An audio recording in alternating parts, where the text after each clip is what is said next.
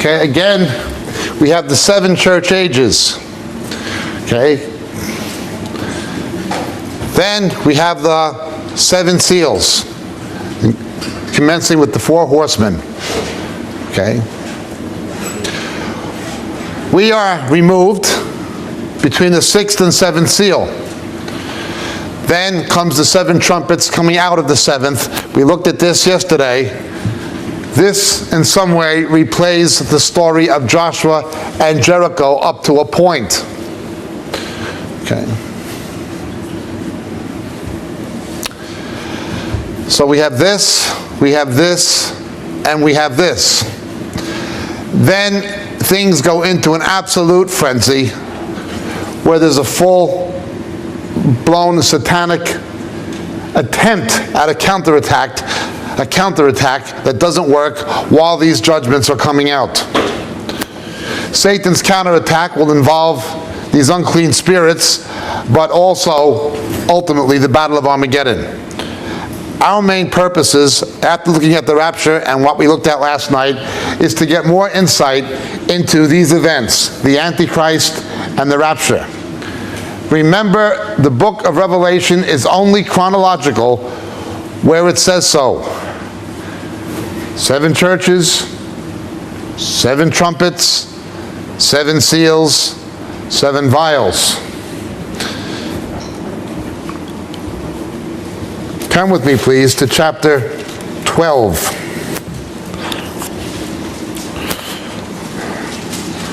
This now reverts back to the seals. Chapter 12 takes place during the time of the seals.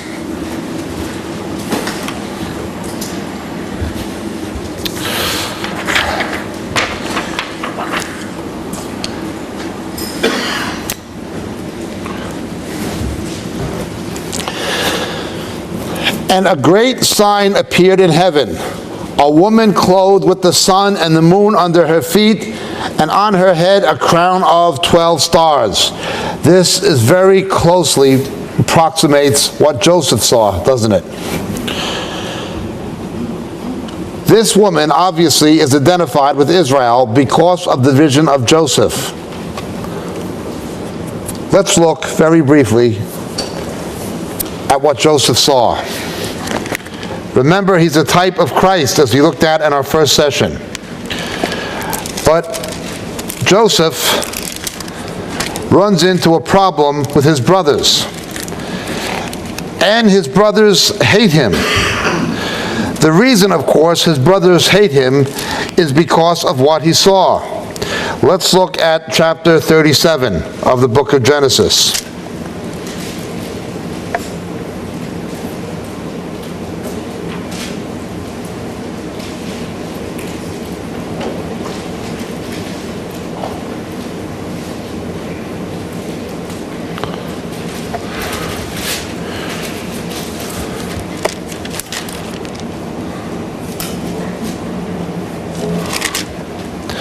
They say to him, he related to his father in verse 10, to his brothers, and his father rebuked him and said to him, "What is this dream that you have had? Shall I, your mother, and your brothers actually come to bow ourselves down before you to the ground?" Verse 9, he said, "Lo, I had a dream, and still another dream, and behold, the sun and the moon and the 11 stars were bowing down to me." Joseph is a type of Christ. Okay, Hamashiach ben Yosef, Jesus, son of Joseph. Joseph is rejected at first, but then the same brothers come to bow down to him. Jesus is rejected at first, then they come bow down to him. They all acknowledge him. Even the patriarchs will acknowledge Jesus. Before Abraham was, I am. Okay. But then we also see the sign. Again, this term sign is the term that we find in the seals. Then the sign of the Son of Man will appear, as Jesus puts it in Matthew 24. Then the sign of the Son of Man will appear, and then we see the sign again in Revelation 6. A woman clothed with the sun, the moon under her feet, and on her head a crown of 12 stars. And she was with child and cried out, being in labor and in pain to give birth. We've talked a number of times on a number of tapes how seismology and obstetrics are the two things that most illustrate what it will be like. In seismology, you have a number of minor tremors that occur more frequently before the shift in the tectonic plates and the big one comes. You see this in Japan and in California and so on, New Zealand, where there's an earthquake belt. There's an earthquake belt here in the Aegean. It's a fault line. And things, is this the big one? Oh no, it's just a tremor. But they know eventually the big one is going to come. Birth pangs are the same. Contractions may begin slowly, but then they become more intense and more frequent until the baby is born. Jeremiah develops this. Revelation develops this. It is at least 6 times in the Bible speaking of a woman in travail waiting for a baby to be born, but all of them are a picture of what happens here in Revelation 12. Let's look. Another sign appeared in heaven, and behold, a great red dragon, having 7 heads and 10 horns, and on his head were 7 diadems. Now it begins to resemble the book of Daniel. Turn please back to Daniel. John begins to see what Daniel saw.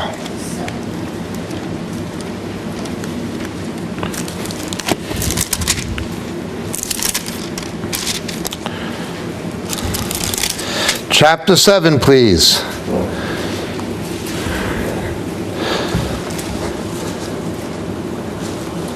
Verse 7, after this I kept looking up in the night, and behold, the 4th beast, dreadful and terrifying, extremely strong. It had iron teeth. It devoured and crushed and trampled down the remainder with its feet, and was different from all the beasts that were before it. It had 10 horns. And while I was contemplating the horns, behold, another horn, a little one, came up between them. And 3 of the first horns were pulled out by the roots before it. And behold, this horn possessed eyes like the eyes of a man, and a mouth uttering great boasts. This, of course, points to Antichrist. And his tail swept away 1/3 of the stars of heaven, and threw them to the earth. What did we read again in Revelation chapter 6? What happens? The stars fell to the earth. This goes back, in other words, to the rapture.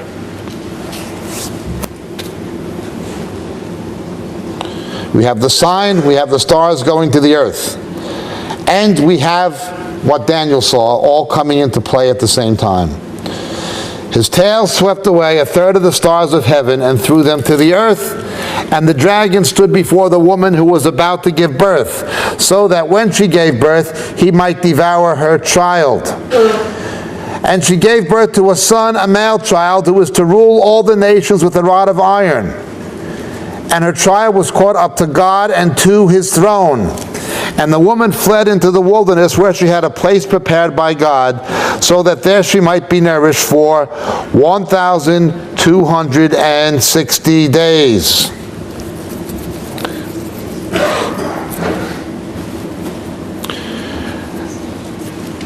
Who has heard our tape on Christmas, Hanukkah, and the return of Christ?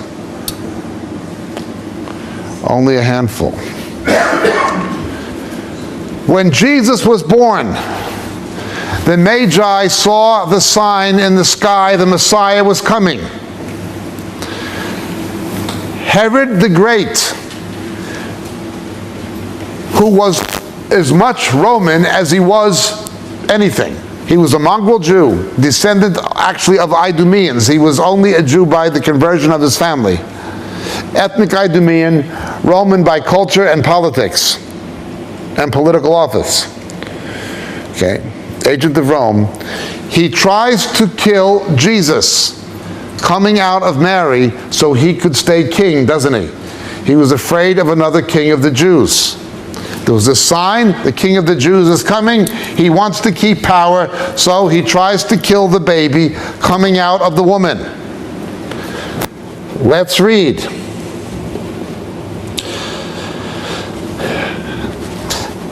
Jesus is miraculously rescued through the faith of his parents and hidden in Egypt, like Moses was hidden in Egypt through the faith of his parents. We have a tape Jesus a prophet like Moses. There was a war in heaven, and Michael and his angels were waging war with the dragon, and the dragon and his angels waged war, and they were not strong enough, and there was no place found for them in heaven. These are principalities. What becomes politically manifested on the earth is demonic, things that come down from heaven. Daniel and Revelation both directly link the wars on earth with the conflicts in the heavenlies. And the great dragon was thrown down, the spirit of old, who was called the devil and Satan, who deceives the whole world. He was thrown down to the earth, and his angels were thrown down with him. And I heard a loud voice in heaven saying, now the salvation and power and kingdom of our God and the authority of Messiah have come, for the accuser of our brethren has been thrown down, who accuses them before our God day and night. And they overcame him because of the blood of the Lamb and because of the word of their testimony, and they did not love their life even unto death. For this reason rejoice, O heavens, and you who dwell in them. Woe to the earth and the sea, because the devil has come down to you, having great wrath, knowing that he only has a short time.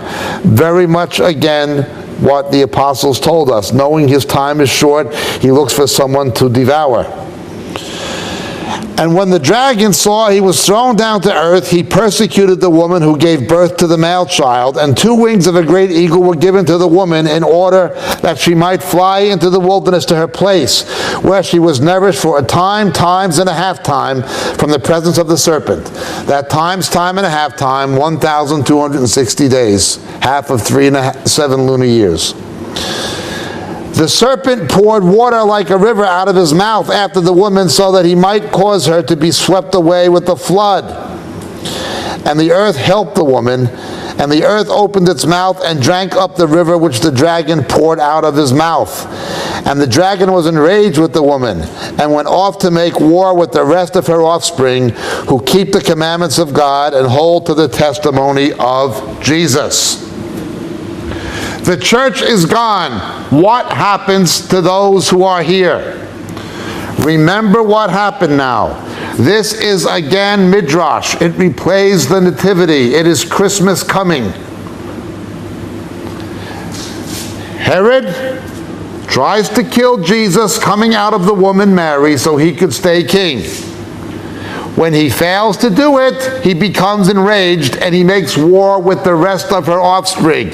What does he do? He goes to Bethlehem and he kills all the male babies, doesn't he? What Antichrist does is the same thing. The church is going to have dominion, we're told in Daniel. But his dominion will be given to the saints of the Most High. He wants to keep power. So he must try to preempt this rescue. He must try to preempt the rapture and resurrection. But it doesn't work. There is a rapture and a resurrection. So what does he do? He becomes enraged with the woman and the rest of her offspring. He tries to wipe out the church that wasn't raptured, which won't be hard, and he tries to wipe out the Jews. Now, again, it is the dragon was thrown down, that is the devil and Satan, who deceives the whole world. He was thrown down to earth, and his angels were thrown down with him. I emphasize this is speculative. Angelic beings can take human form. They can take human form. When Jesus was born, however, the verse says, "Prepare thou a body for me." The Antichrist will counterfeit the incarnation of Jesus. When Satan is cast down, he comes into Antichrist. Antichrist may have been demonically possessed, but now he is no longer demonically possessed. He is satanically possessed. There's a big difference. The way Jesus is fully human and fully divine, this guy becomes fully human and fully satanic.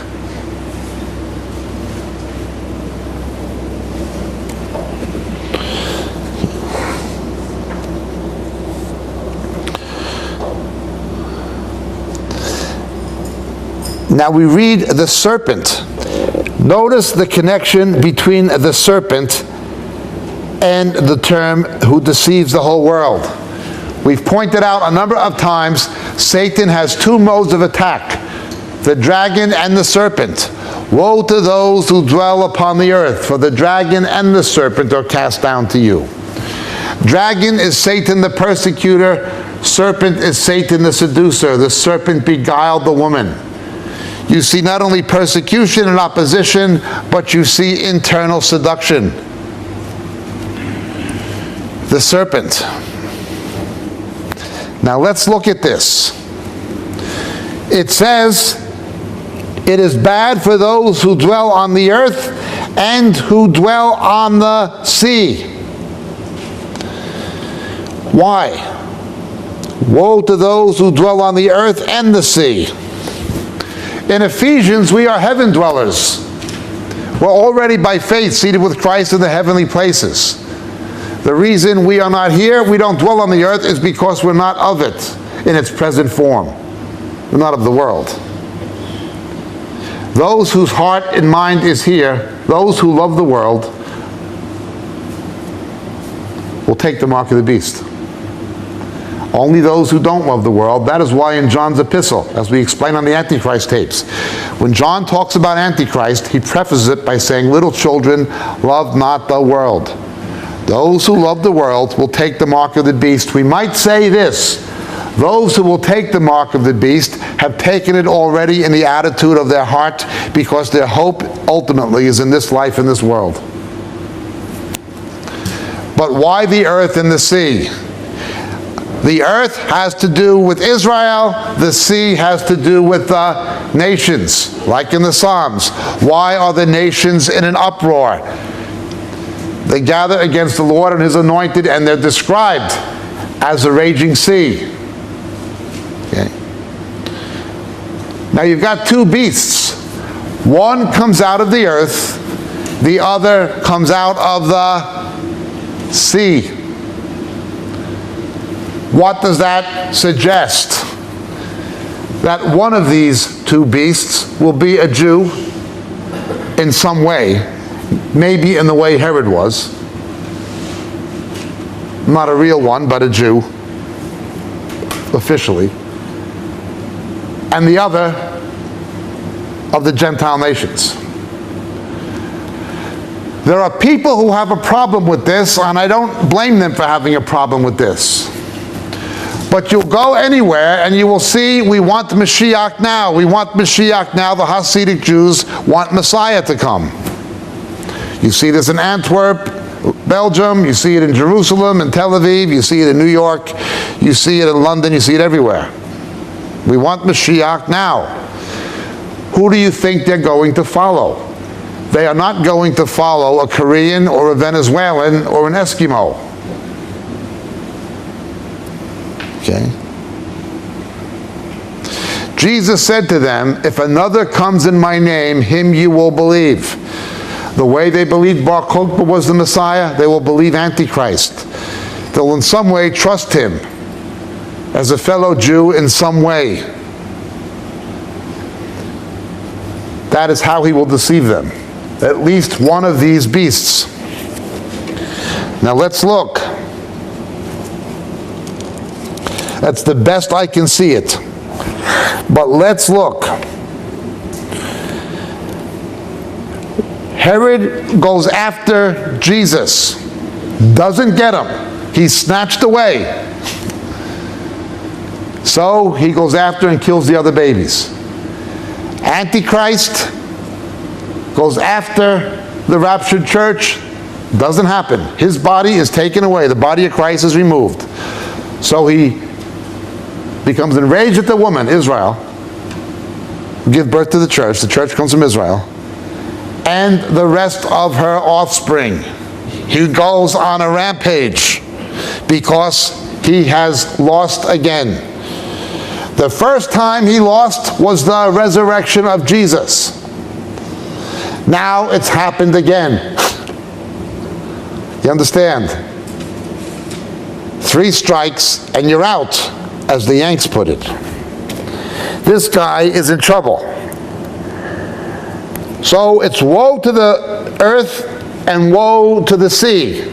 The following chapter, and again there's no chapter divisions in the Greek, begins in chapter 13.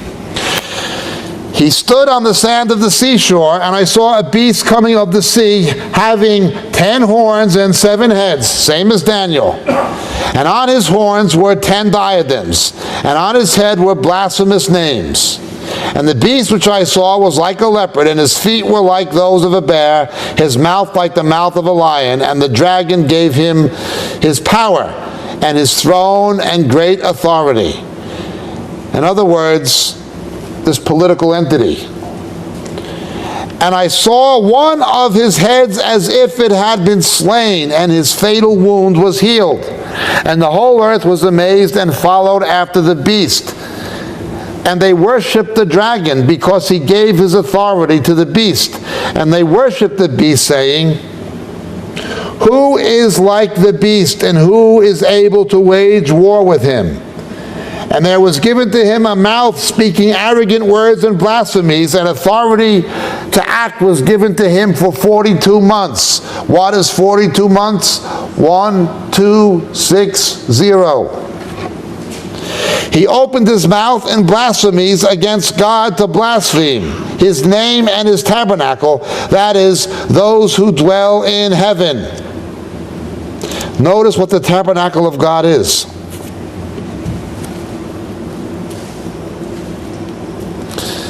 Those who dwell in heaven. And it was to him, given to him, to make war with the saints and to overcome them, and authority over every tribe and people and tongue and nation was given to him. And all who dwell on the earth will worship him, everyone whose name has not been written from the foundation of the world in the book of life of the Lamb who has been slain.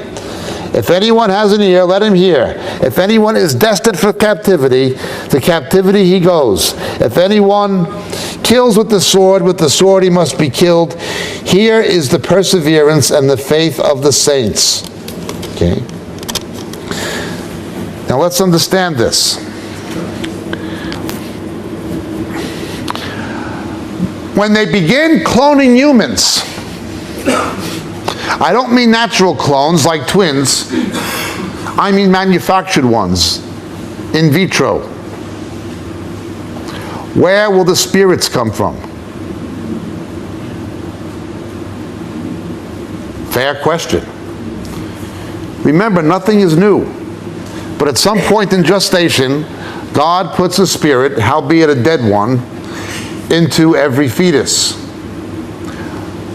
Where will these people get their spirit? I'm not saying that is the answer to the problem. I'm simply saying it's a possible answer to the problem, and it is a frightening possibility, isn't it? They're already talking about manufacturing people for certain purposes. Now, what could be more of a slave than somebody manufactured? I don't mean bred. I mean IVF manufactured.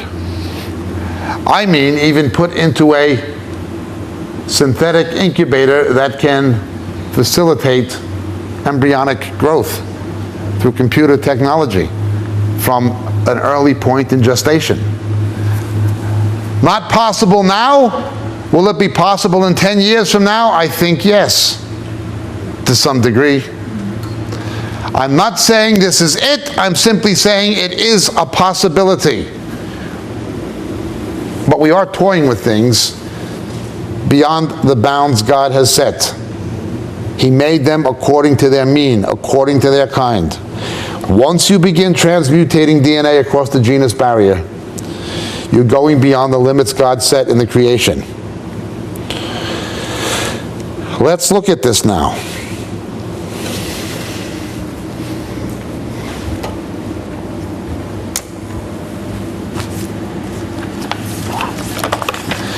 Think in terms of creation, new creation, recreation. What book of the Bible deals with new creation? John's Gospel.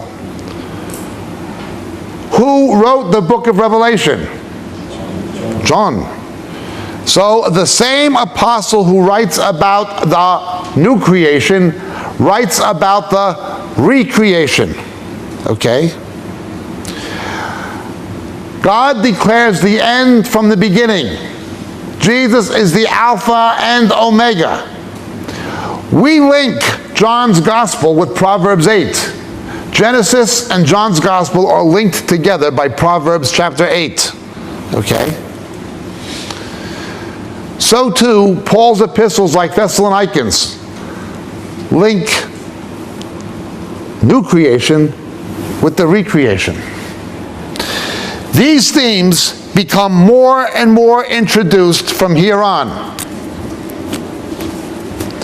Alpha and Omega. Genesis, Revelation.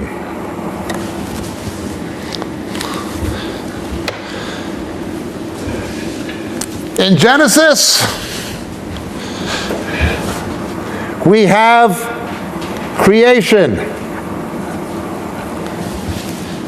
In Revelation, we have the end of the creation and a recreation.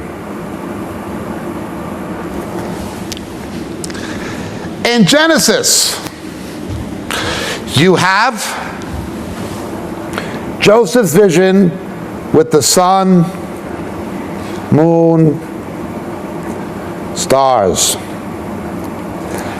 Revelation, you have John's vision. Sun, moon, stars.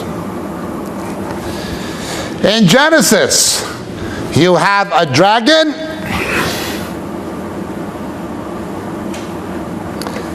and a serpent. Remember the dragon, the serpent walked, didn't it? But with the curse, now you shall crawl on your belly. It was at least a biped, if not a quadruped.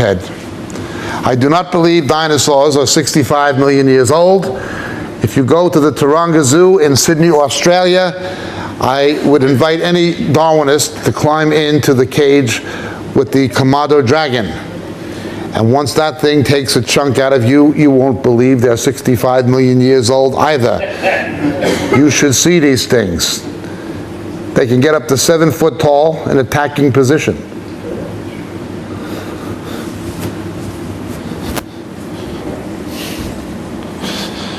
So you have the dragon and the serpent in Genesis. You have the dragon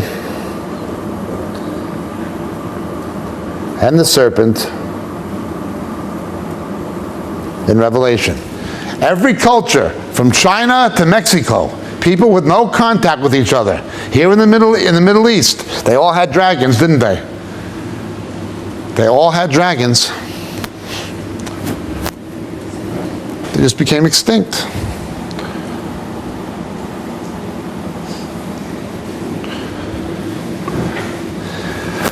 So in Genesis, the blood of Abel cries out from under the altar, cries out from the earth. The blood cries out. Your brother's blood cries out. Remember in Matthew 23, Jesus calls Abel the first martyr, doesn't he? And so the last martyrs, their blood cries out. When will you avenge us? The blood of the martyrs cries out. Story then continues.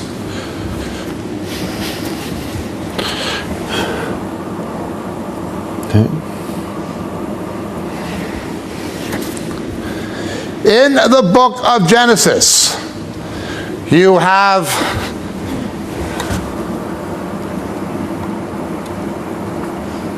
Babel, the judgment on Babel.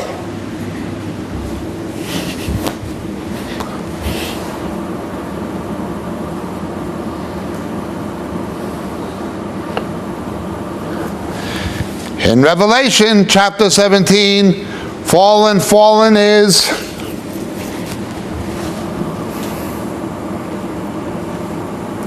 false religion, goes back to Babylon. Okay.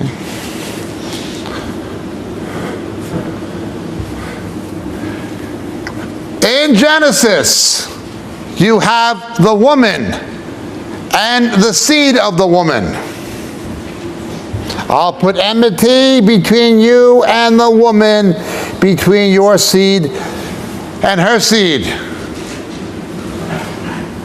And so in Revelation, ditto.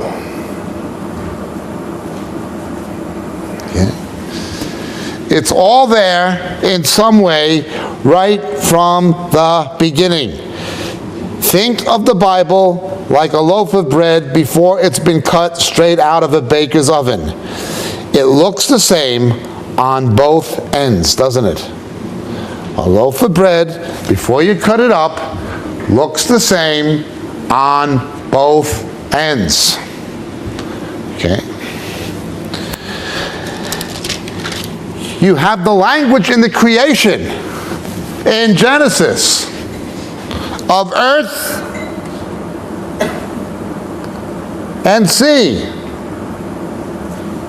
So in Genesis, you have to have it in Revelation.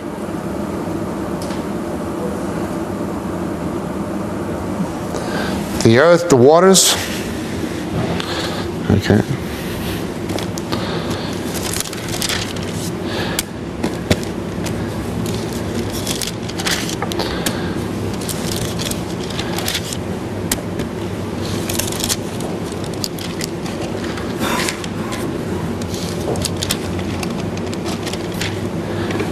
And then in Genesis,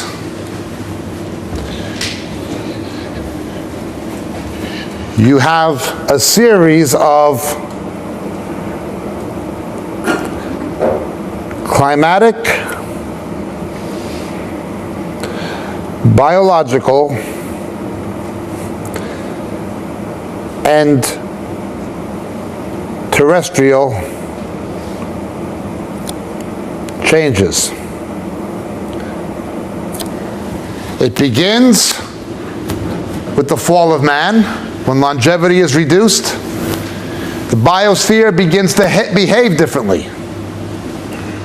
And so the same thing happens in Revelation. Ultimately, in the recreation, you will have climatic, biological, and terrestrial changes.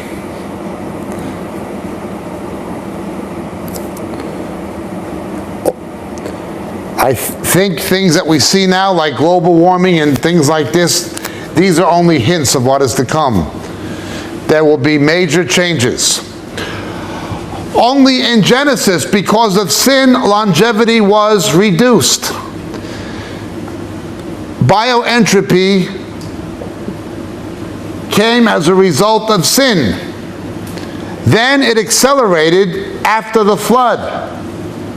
But antediluvian man, before the flood, those people actually did to live to be hundreds of years old. Methuselah, Metushalah, that shall be sent to go. When he comes, it shall go. It's a strange name in Hebrew. He lived nearly 1,000 years old. After these changes take place in Revelation, the same thing will happen. People will actually live to be those ages again. Death was never God's idea. Okay. How could you have accommodated all these people? Metabolism was much slower. Today, everything kills us. If you stop breathing, you will die. You will suffocate. However, if you breathe, you will also die. Every breath we take, we are killing ourselves. I pointed this out on the thanatology tapes. We know when something is being oxidized, something else is being reduced. Every breath you take is a step closer to giving up the ghost. However, if you don't take the breath, you'll give up the ghost even faster. Why should breathing kill us? Well, we have to get more exercise. That is true, but that requires fuel. So for our metabolism to convert the carbon into energy, that requires oxygen. You get exercise, you'll die. You don't get exercise, you'll die. Only question is, which is going to kill you faster? One way or another, we have bioentropy. When something's oxidized, something else is reduced, and there's nobody can do anything about it except God. Fallen man thinks he can, but it won't work. It was not supposed to be like this. But in the millennium, it'll be reversed. We will not have bioentropy. Breathing and eating and exercising won't kill you. Everything we do, even breathing, kills us. We're doomed. It's because of sin. Okay? The first way to understand the book of Revelation is from a literary viewpoint. Think of the loaf of bread straight out of the baker's oven that looks the same on both ends. Genesis and Revelation go together. They have counterparts. The major themes have counterparts. Okay? In Genesis, you have God's election of Israel. Okay? In Revelation 16, you have God's salvation of Israel. Always going to be the same thing. Now, Satan knows this.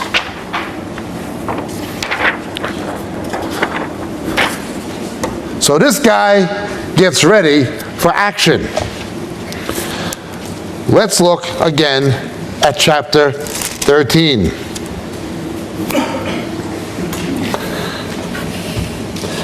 Verse 11, I saw another beast coming out of the earth. He had 2 horns like a lamb, and he spoke as a dragon. Notice he tries to look like Jesus, but he has the same character as this political monster. He exercises all the authority of the first beast in his presence. Now notice, does this Holy Spirit have the authority of Jesus? Yes. Always a counterfeit. He makes the earth and those who dwell on it to worship the first beast, whose fatal wound was healed. Somehow, the Antichrist will counterfeit the resurrection of Jesus Christ. He will counterfeit the resurrection of Jesus Christ. There is a suggestion by some that it is at that point when Satan actually enters him and animates him. It may be, I'm not sure yet.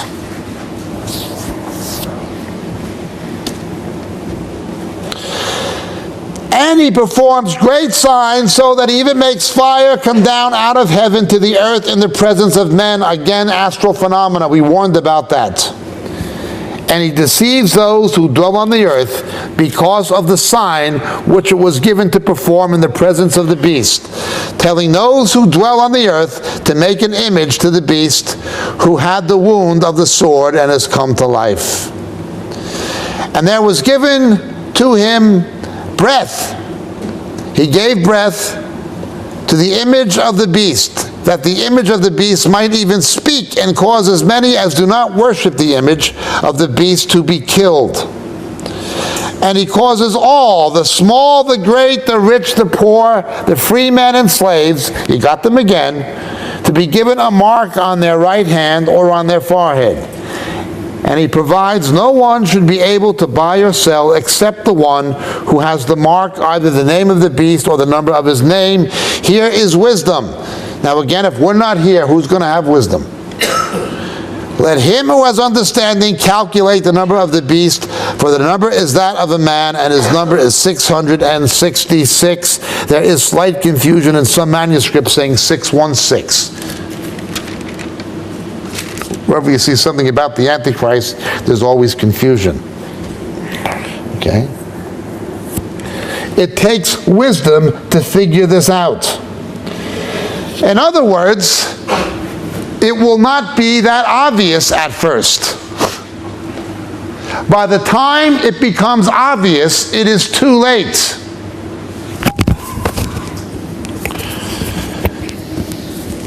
He is the man of lawlessness.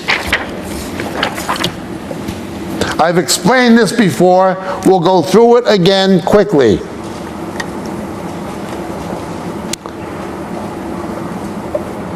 Anthropon e nomon. Law is nomos.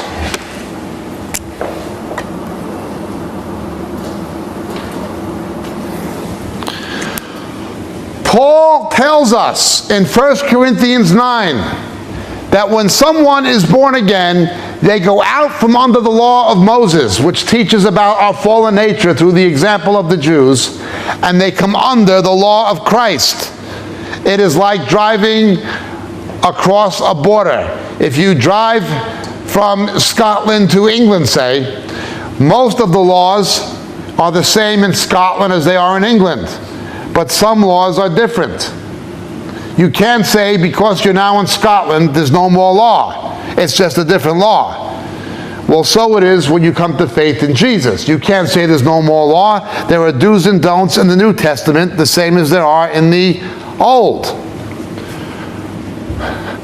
But this is lawlessness. And we're told in 2 Thessalonians that the Lord will send a delusion upon them to make them believe what is false, because they did not love a knowledge of the truth. When you pointed out things to people, that's not biblical. This is not scriptural. We have heard Christians say to us, you're legalistic. I was getting emails last week of a woman who married an evangelist in Israel, and she's his third wife, and she was trying to defend it. Where do people get off doing these things? What they usually will yell at you is you're a legalist, not knowing what legalism is. We all saw this with the laughing drunken thing. This is not scriptural. The fruit of the Spirit is self-control, not the lack of it. You're a legalist. You have a spirit of legalism. The letter killeth, the Spirit giveth life. That's what they said. Now, we explained what that meant, didn't we, in Thessalonica? We explained what that really meant. It does not mean what they're saying it means. They're too ignorant, most of them, to know what it means.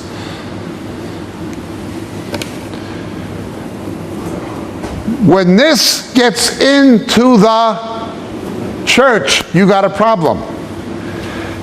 We're told in Daniel, he will think to change the times and the law. And they will be given into his hand for 2 times a time and a half time. That arrogant speaking, this is straight out of the book of Daniel, chapter 8.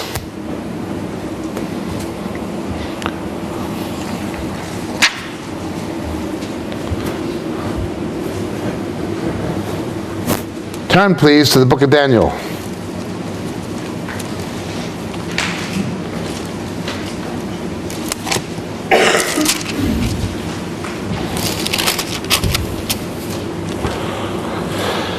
Chapter 8, verse 9, out of them came forth a rather small horn, which grew exceedingly great towards the south, towards the east, and towards the beautiful land. He wants Israel.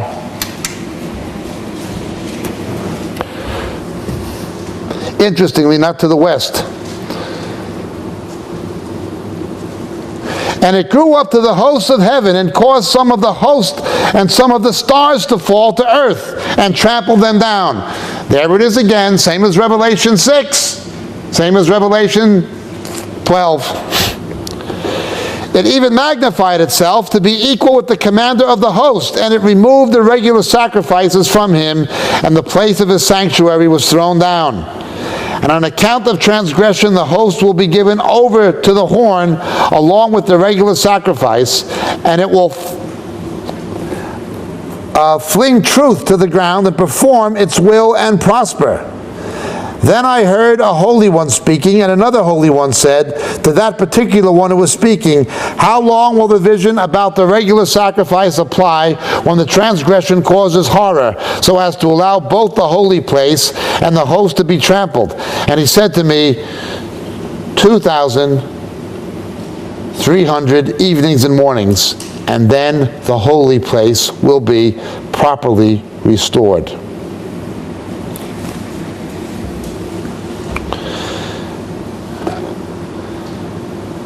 Something goes wrong right from the beginning of the 1,260, and then it continues into the second half, all the way to the very end, till Jesus comes back. It came about when I, Daniel, had seen the vision, that I sought to understand it, and behold, standing there was one who looked like a man, and I heard the voice of a man between the banks of the Ulai, and he called out and said, Gabriel, give this man understanding of the vision. Same Gabriel who made the announcement to Mary. So he came near to where I was standing, and when he came, I was frightened and fell on my face. But he said to me, Son of man, understand that the vision pertains to the time of the end. Now while he was talking with me, I sank into a deep sleep with my face to the ground, but he touched me and made me stand upright. And he said, Behold, I'm going to let you know what will occur at the final period of the indignation, for it pertains to an appointed time. He goes on and he talks about the ram's identity. We studied that when we looked at Philip II. It was Media Persia. The goat was Greece. Okay? With this Greece comes Antiochus Epiphanes, as we talked about when we were in Macedonia. He stops the temple sacrifice and puts an image of himself in the temple, actually calling himself Zeus, calling himself God. Okay? And he defiles the temple by slaughtering a pig in it.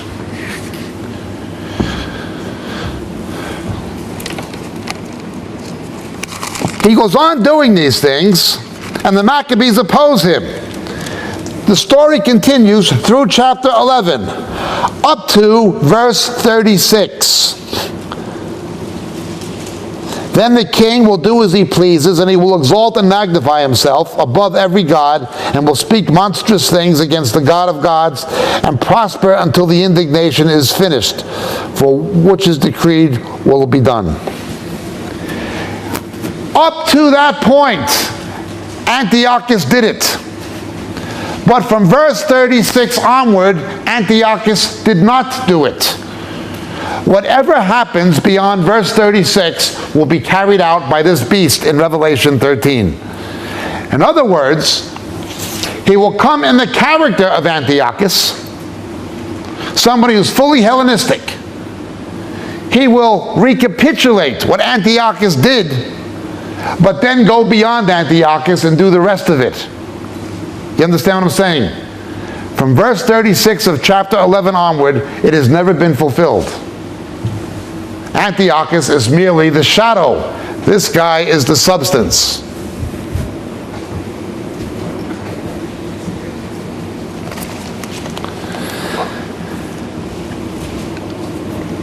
Now, so far in chapters 12 and 13, two figures will automatically spring to mind. We've looked at both of them. One is Caesar Augustus. Did you see his statue in Athens in the museum? He was the first emperor deified in his lifetime. What did he do when Jesus was born? He counted the people. He numbered the people to have economic control of the known world. Antichrist will do the same thing. He'll be deified the way Caesar Augustus was deified by the Roman Senate. He will be politically deified by Europe.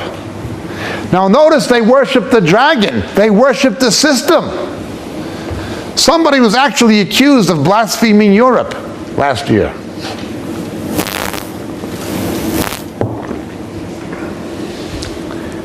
And yes, in Brussels and on some of their coins, you got a woman riding a beast. Amazing. But they have no idea what they're doing. So the first is Caesar Augustus, somebody who will rule this Roman Empire and be deified. But then you have this religious leader who counterfeits the Holy Spirit, who people think is co-equally fantastic. We have to understand this in light of history, going back not to the Roman Empire, but to the Holy Roman Empire. The Holy Roman Empire, being neither holy nor Roman, politically dominated by Germany, but religious purposes dominated by the papacy. Okay? I've warned a number of times. Let's look at Ireland, a Celtic country. Poland, a Slavic country. Italy, a Latin country. Austria, a Germanic country. What is the only thing somebody in Ireland, somebody in Poland, somebody in Italy, and somebody in Austria has in common? It is not language. It is not cuisine. It is not culture. It is not heritage. It is in nomine Patri cum Filio cum Spiritus Sancto. They need this to give power to the beast. Religion is simply a way to arrive at a political end. Once the beast no longer needs the woman, he gets rid of her. She's just a whore. Does a pimp care about a whore? No, she's just a device. Pimp doesn't care about a whore. Now understand how this is going to be. He uses it to get power. Think of Poland before the Iron Curtain came down. Everybody went to Mass. Why? Because they were such devout Catholics? No. Once the Iron Curtain came down and the Soviet Empire collapsed, most people stopped going to Mass except for the old ones. They went to Mass for political reasons. It was an expression of Polish nationalism against the Soviets.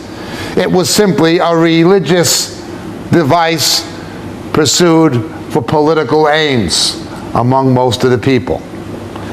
Now, Mass attendance, religious vocations, those things have gone way down because they no longer serve a practical political purpose in the lives of most people in Poland. They just want to secularize, especially the educated and the young and the business community. It'll be like that, only on a much, much bigger scale. Already, the Vatican cannot get the mention of God into its constitution of Europe, into the European Constitution. Now, the Brussels bureaucrats have no interest in getting God into the Constitution, but they have an interest in getting religion into the Constitution. You understand? They have a disinterest in God, but a big interest in religion, because it serves a political aim. So the second figure these chapters talk about is Herod. And then, finally, Antiochus. We have three figures now typifying the Antichrist. Antiochus, Herod, and Caesar Augustus, the emperor worship. Bearing in mind the Pope's title, Pontificus Maximus, was also the title of the emperor. The kissing of the ring, the whole bit.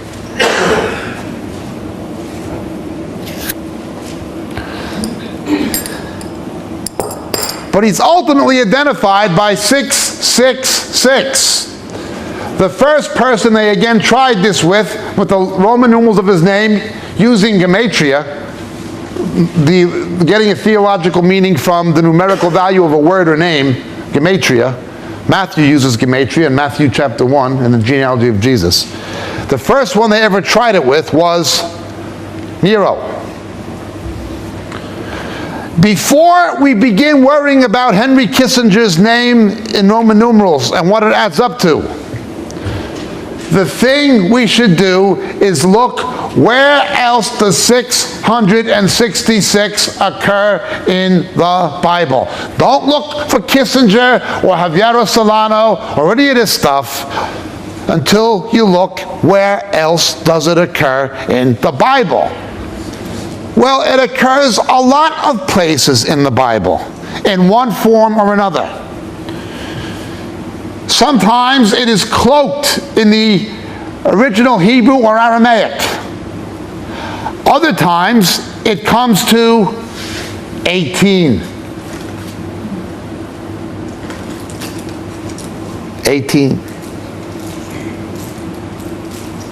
Other times it is straight out, 666. But it's all over. From the weight of the armor of Goliath to the dimensions of Nebuchadnezzar's image, it is 666. But we're not looking at simply an image or weight of armor. We're looking for a man. And it's something to do with his name. In the book of Ezra and Nehemiah, when the Jews come back from Babylon, the sons of Adonai Akam are 666. Adonai Akam, my Lord has risen, suggests something. Yet in one account it says 667. Ezra and Nehemiah are disagree by one. You always see this confusion.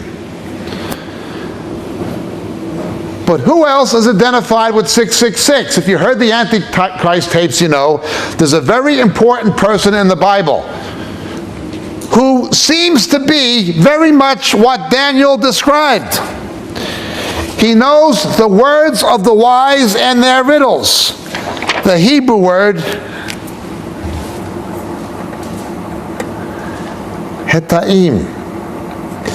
He knew mysteries. He knew the words of the wise and their riddles. And Daniel tells us the Antichrist will know the words of the wise and their riddles.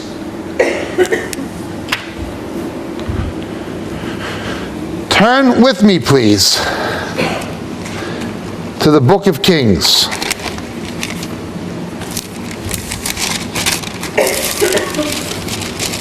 First Kings.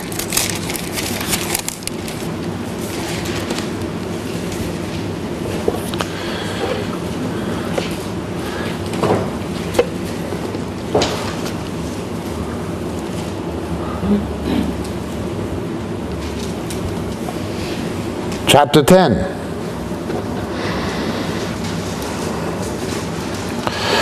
We have a woman called Malki Sheva, the queen of Sheba. Now in Luke's gospel, Jesus speaks of the queen of Sheba as a type of the Gentile church, doesn't he? He's always saying, many will come from the east and west and recline with Abraham and the fathers, but you, unbelieving Jews, will be put to outermost darkness. Only the believing Jews won't be. Malki Sheva came to hear the wisdom of Shlomo HaMelech. But I tell you, someone greater than Shlomo HaMelech, greater than Solomon, is here.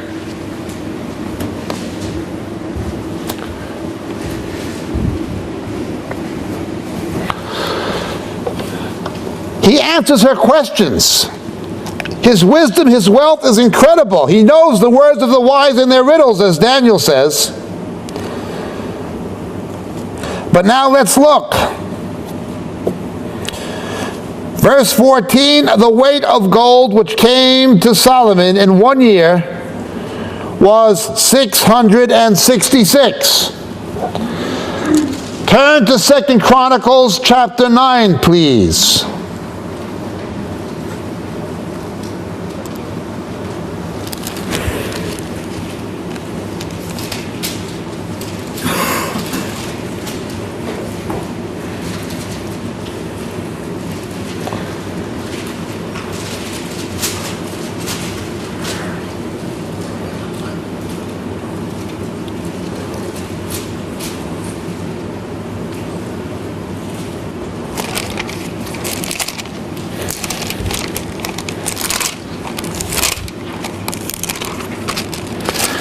Same story. Malki Sheva comes. He answers the questions. Now the weight of gold which came to Solomon in 1 year was 666. But look at verse 12. Then she turned and went to her own land with her servants, just before Solomon is identified with 666. Okay. Come down. Verse 18. There were 6 steps to the throne and a footstool in gold attached to the throne, and arms on each side, and 2 lions standing next to the arms. And 12 lions were standing there on the 6 steps, on one side and the other. Nothing like it was ever there before. There was never anything like it before. Okay. Add it up. The 6 steps, 6 lions on one side, 6 on the other. But it gets more interesting. Verse 15, Solomon had 600 shekels of beaten gold. Okay.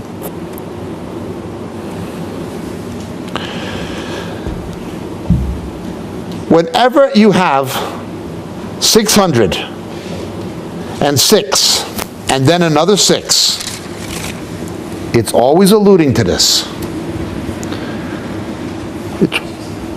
Same as you have wordplay in Scripture, you have number play.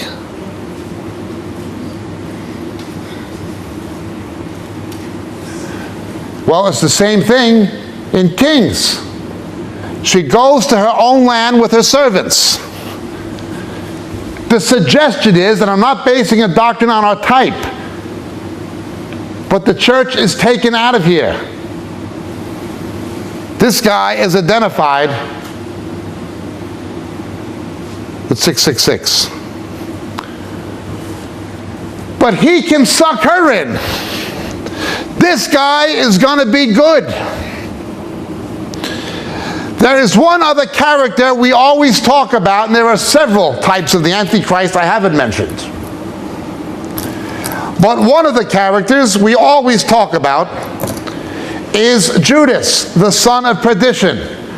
Most of you know this for the Antichrist tapes. I'll only touch on it because Revelation does not highlight this aspect much. Does anybody, most of you, who has heard this about Judas on our tapes? Put your hand up if you know what I'm talking about. Oh boy, more than half, well, half do not. Only 2 people in the Bible are called the son of perdition.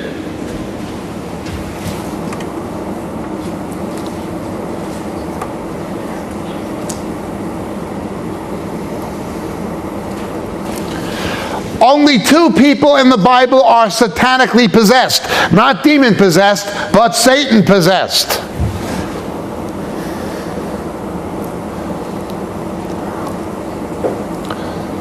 Both of them are into wealth big time.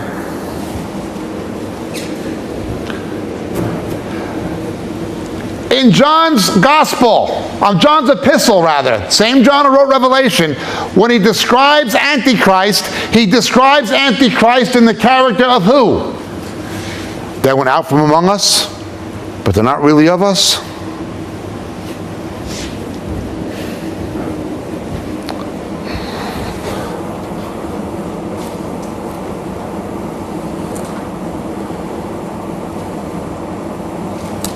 Son of perdition, Satan possessed. Went out from among us, not really of us. This, of course, is Judas Iscariot. Now remember Judas. Lord, is it I? Lord, is it I? The apostles did not know who he was until Jesus revealed him. If somebody can't see through a Joyce Meyer or a Benny Hinn or a Kenneth Copeland, they will never see through this. If you can't see through Colin Dye and the Elam movement, if you can't see through obvious heretics and false teachers, they'll never see through this guy. Lord, is it I? Lord, is it I?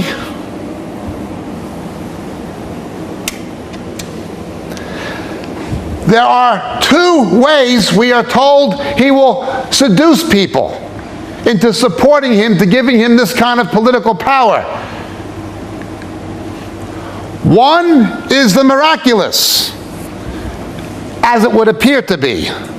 Turn, please, to 2 Timothy.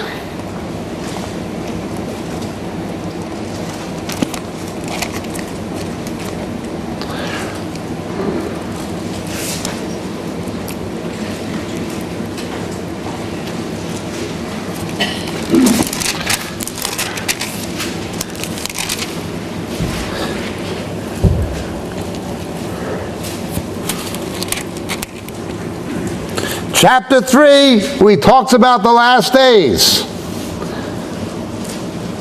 And he says in the last days, the deception in verse 8 will be like Jannes and Jambres who opposed Moses. Pharaoh's magicians. As most of you know, the way that Jannes and Jambres counterfeited the miracles of Moses and Aaron is the way the Antichrist and false prophet are going to counterfeit the miracles of Jesus and his witnesses. The Exodus is a whole big thing about the rapture. That's tonight. He will use signs and wonders. Remember, a wicked and an adulterous generation seeks a sign. These signs follow. When you see Christians chasing signs and wonders, it's the spirit of Antichrist. This is not to negate signs and wonders, but these signs follow. Faith cometh by hearing, and hearing the word of God. Jesus had miracles, but he never had a miracle crusade. He had a repentance crusade. You see people chasing a show, they're being set up for it. Satan already has the Jews. He has the earth. He has the sea. He has the Jews and the Gentiles. He's trying to get the believing church composed of both Jew and Gentile. The other way he will do it, however, is the way Judas did it. Let's look. Turn to John, chapter 11.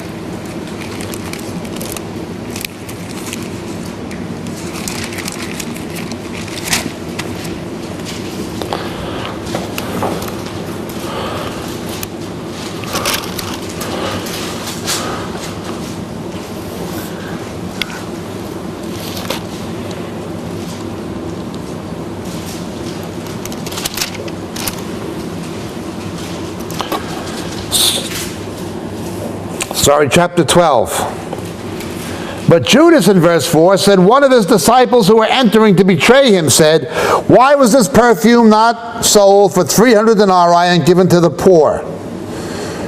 Now we know he said this with an ulterior motive. He didn't care about the poor.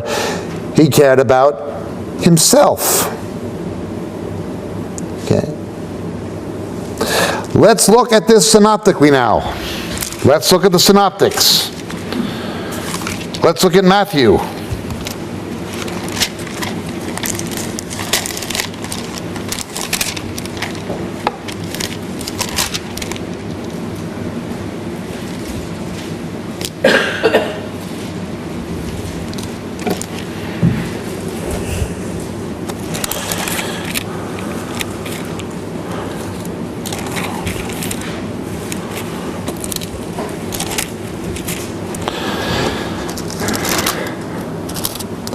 In Matthew chapter 23, Jesus talks about the religious corruption of the Pharisees.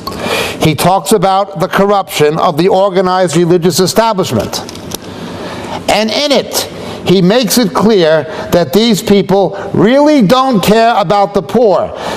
Everything they do in terms of religious practice, or everything they do with tithing or something like this, especially in verse 25 and so forth, they do these things with a self-serving motive. Religious people have their own agenda, and they will look very humanitarian and religious about doing it. But with Judas, it becomes different.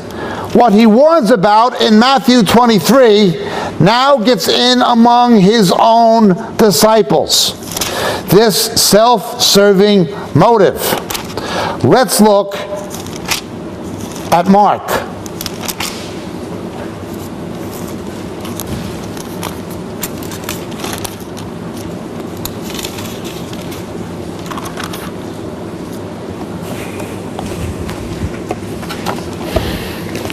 The widow's mite in Mark chapter 12 is quite a story. This widow, in verse 43, Jesus said, put in more than all the contributors to the treasury, for they all put in out of their surplus, but she put in out of her poverty. Now this is quite a story and quite an episode. Why? The reason it's quite a story and quite an episode is she was giving for right reasons with right motives. She did not have an ulterior motive by any means. But Judas was quite different. Why was he so concerned about giving alms? We are told he's so concerned about giving alms basically because he wanted to steal it. And the reason he wanted to steal it was not only for his own aggrandizement, but by protesting, this should have been given to the poor. He makes it seem like he's a great humanitarian figure. Now this comes into play again in the Synoptics. Luke 21, Jesus says, this widow has put in more than all of them. They gave out of their surplus. She gave out of what she did not have. But Judas, he's different. He claims to care about the poor. We read that some of the disciples, and then it says the disciples. Only John tells us it was Judas. What does Judas do? He's not like the widow. He makes people think he's a wonderful humanitarian who cares about the poor. He pulls the Mother Teresa routine.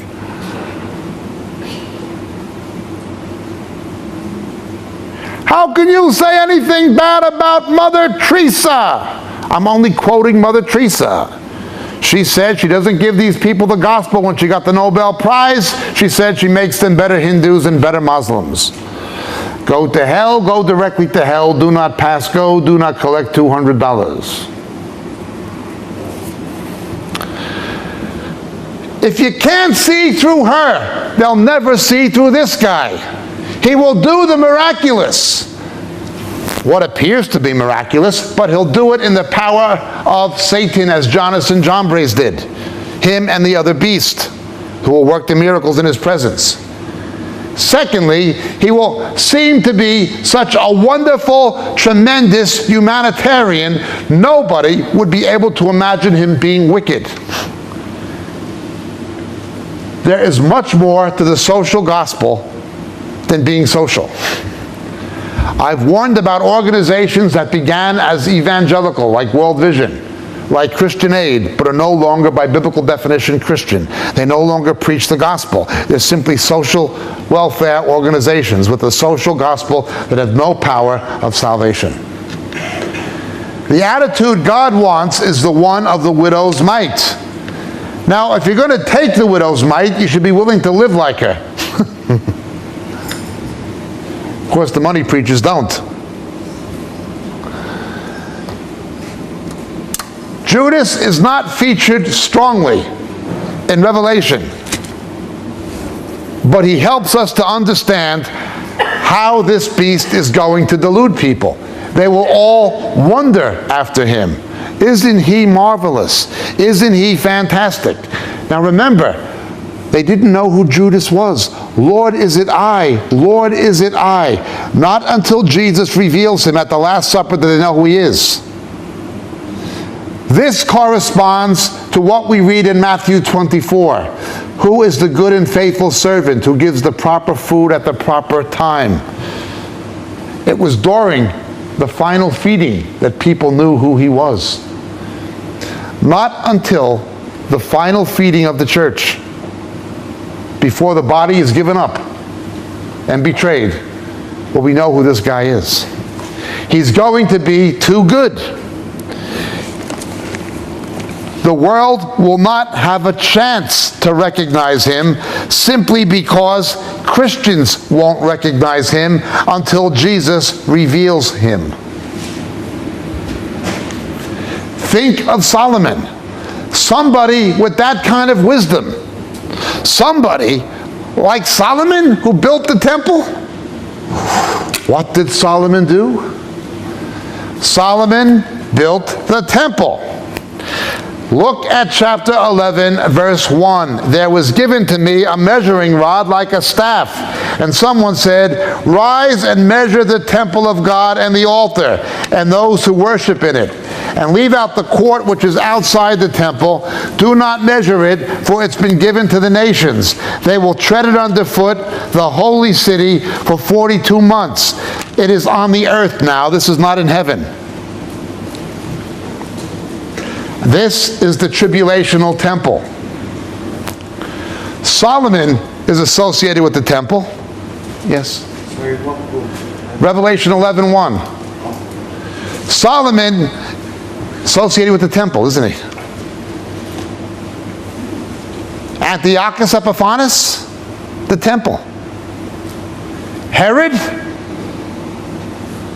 the Great, that's why they call him the Great, not because he was a great guy. He expanded Zerubbabel's temple to impress the Romans. He took Ezekiel's vision of the millennial temple, combined it with Greco-Roman architecture, built a retaining wall around it, which the Wailing Wall is the western retaining wall, and he made this architectural marvel. Hence they call him Herod the Great. Antiochus, Herod, Solomon, all associated with the temple. Solomon then goes into being a reprobate, into idolatry, doesn't he? Now, the Antichrist to come then diverts from Solomon. Solomon loved women. This guy won't care about that. Yeah.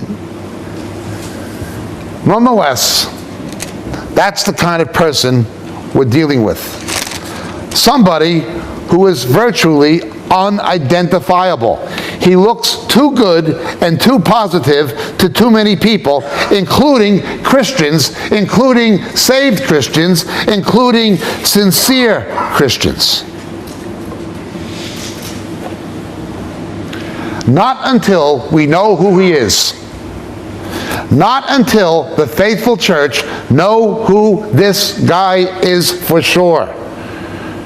Paul tells us, Jesus tells us, not until we know who this guy is can we get out of here. The rapture, resurrection cannot possibly take place until this person is identified. There are many antichrists. Many. That's the problem. But these two guys at the end, we're talking about a very, very unique piece of work. Somebody very, very unique. We must be able to tell who this is. Others will eventually know. The Jews will eventually know. But by the time they know, it will be too late. We are not to be caught off guard. We have to know before it is too late. And Jesus will show us.